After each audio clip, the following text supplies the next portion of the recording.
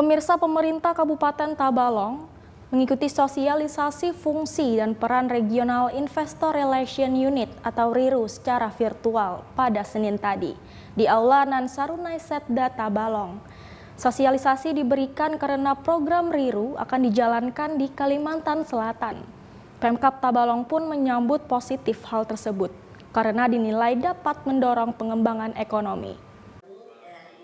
Pemerintah Kabupaten Tabalong mengikuti sosialisasi fungsi dan peran Regional Investor Relation Unit secara virtual pada 9 Maret 2021 di Aula Nansarunai Setda Tabalong.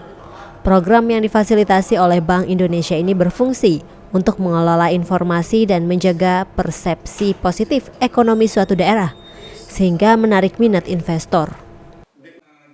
RIRU juga berperan mendorong investasi dan perdagangan serta membuka peluang investasi dan potensi pasar termasuk komoditas unggulan.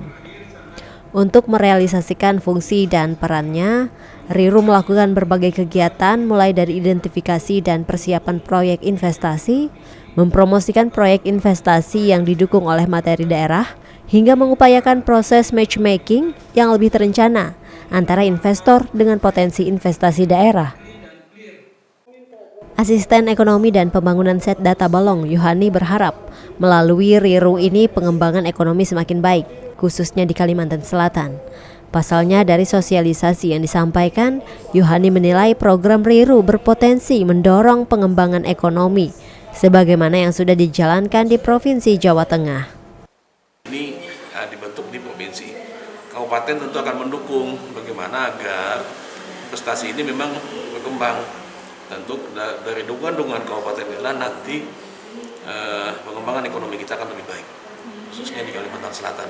Nah, kalau yang sosialisasi ini dicontohkan di Jawa Tengah, dan ini sudah jalan, dan memang bagus itu, mereka sudah bisa berkembang melalui RIRU, kemudian ada RIRU-nya juga, ada juga yang region.